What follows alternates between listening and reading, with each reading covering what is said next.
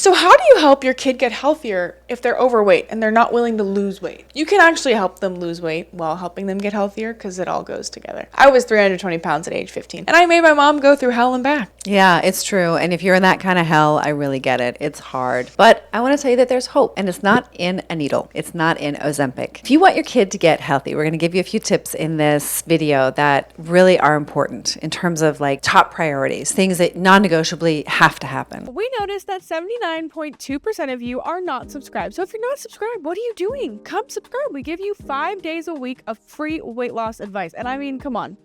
It's a pretty cool vibe over here. So I'd love it if you'd come join. We really appreciate all of your support. So please don't forget to subscribe. And I feel so called to tell you guys this. My first step to losing 160 pounds all naturally with whole foods, reversing my depression and anxiety, was making my favorite junk food at home. Because everyone around me at school was eating junk food. And you guys have to put your heads in the heads of your children. They're going to school and they're eating all their friends are eating the trendy foods, the crumble cookies, the sodas, the milkshakes. And then it looks so appealing. And we're not taught in the society or at school how to make these foods with whole ingredients. So I eat a pint of ice cream every day, but it's high protein, low calorie, and whole foods. Use non-fat milk and all these amazing protein powders, and it's delicious. It's like a protein shake and an ice cream. It's amazing. That's no one sugar, idea. No flour. Yeah, in the beginning, it was like making your Burger King order at home. It was how to make milkshakes at home. It was how to make French fries at home. We just posted In-N-Out fries on Step It Up Foodies on Instagram. Go check it out. Yeah, and so we just bring this up to you because you actually have more power than you think. I would say another top thing that you can do to help your kids is make sure that they're sleeping well. And sleep is a really important indicator of health, overall health, and also weight loss, believe it or not.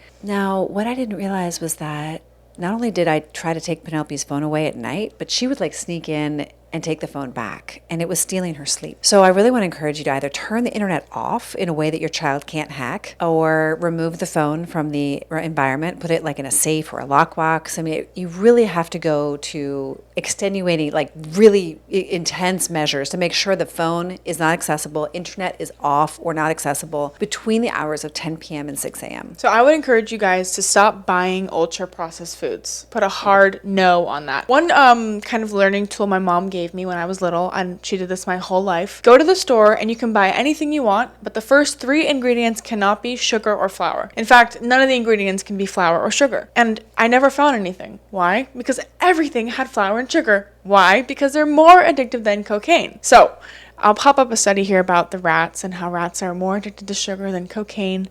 Or the Lancet study on ultra-processed food. Or that one. But the point is, when you buy it and your kids have it and then they have a breakdown, you have to ask yourself why. It starts at the store. It starts with you buying it for them and then them consuming it. When you remove it, you'll have tantrums. But after they're off of the ultra-processed foods, sugar and flour, they will heal. Their bodies will start healing themselves and they won't be so cranky anymore. And they won't be as fat anymore. And they won't get as sick as often. You know, there's so many upsides. There's actually only upside, except for the period when they're getting off the drug, I was going to say, because it is like a drug. It acts like a drug. We just haven't quite put 2 and 2 together yet, although lots of research is coming out about it. One thing we didn't say is, yes, less screen time, but going outside, getting sunlight on your skin for at least an hour. I recommend partnering with them on this because my mom used to say, I'm not going to pick you up from school unless you're going on a hike with me. And boy, oh boy, I hated the hike, but I always really enjoyed it because I got to make a pizza at home afterwards. So it was like the reward system. So figure out what the reward system is for your kid. Get them outside for at least an hour, whether it's gardening, walking, hiking, soccer, whatever. And this also dovetails with the sleep, because if you get natural sunlight, especially in the morning hours and the evening hours, you're going to sleep more deeply. And in fact, it's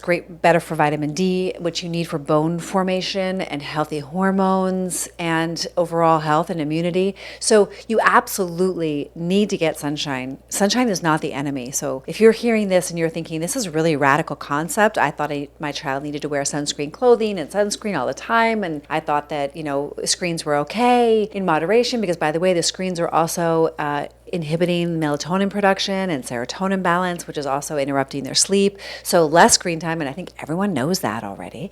But really, and I think you made a great point, Penelope, about partnering with them, because sometimes they're not going to do it on their own. Those screens are so engaging. They are designed to make your child want more and more and more, to make us want more and more and more. And we've got to now get creative and find ways to live without them, because they are absolutely interrupting our connection. They're interrupting their brains, they're interrupting their sleep, and they're influencing their health in a negative way. So we have hope in you, and I want you to continue to have hope in yourself and in your family and in the nutrition that you're serving. If you need help with great recipes, we have a Substack, Step It Up Foodies, and we have lots of great ideas for you, because we love food and you should too. But you definitely need to learn how to make it taste great, or your kids are going to be like, what is this, Mom? If you don't know how to cook, you need to find out now, because your kids need to learn, and it's going to save your life and theirs. So it's real. It's really real, and it's possible, and it's easy, and it's fun. Don't forget to like this video, share this with someone you love, comment down below, and we will see you all the time.